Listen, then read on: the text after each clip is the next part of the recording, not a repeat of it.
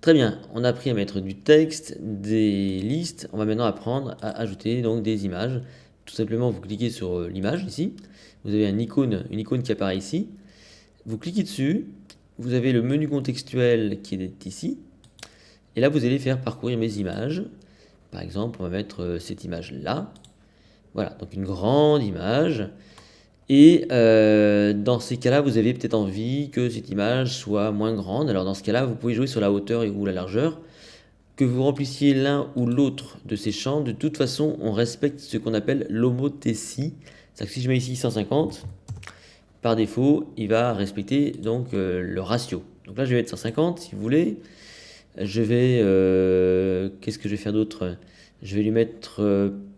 non, je vais pas mettre de légende ici, vous allez voir, peut-être pas là-dessus. Crédit image, c'est pas intéressant non plus. On va la mettre en médaillant gauche, par exemple, cette image. Si je la mets en médaillant gauche, regardez ce qui se passe.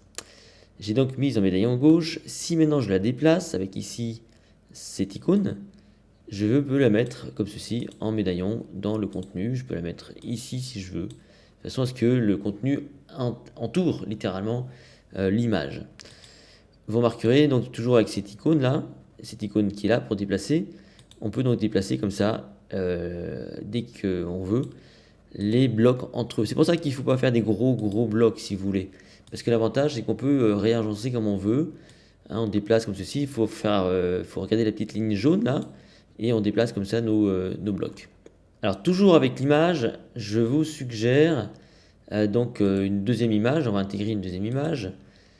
Par exemple, je vais chercher mon image là, qui est grosse aussi, je crois, voilà, qui est très grosse même. Et on n'a pas envie qu'elle soit aussi grosse. Ce que vous pouvez faire dans ce cas-là, c'est la recadrer, cette image. Je la recadre. Et là, vous avez vu, vous avez un outil de recadrage qui apparaît. Et avec votre souris, vous allez pouvoir la recadrer comme ceci, voilà, comme ça par exemple. Et vous faites recadrer. Donc là, vous la recadrez. Et du coup, vous pouvez aussi ouvrir l'original dans une lightbox.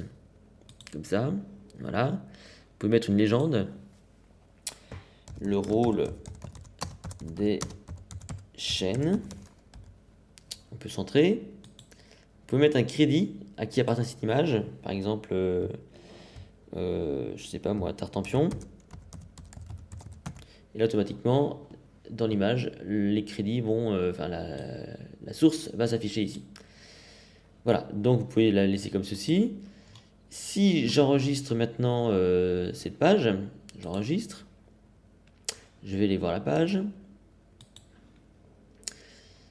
Qu'est-ce qui se passe? Donc on voit la page telle qu'elle sera. On retrouve ici notre petit retour. Mais ce que je voulais vous montrer, c'est surtout ça. Si je clique dessus, j'ai demandé, si vous voulez, à ce qu'elle soit affichée en taille originale dans une lightbox.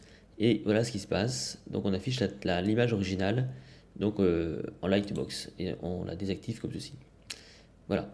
On retrouve ici le petit 1 là, on retrouve ici, voir le cours de monsieur machin.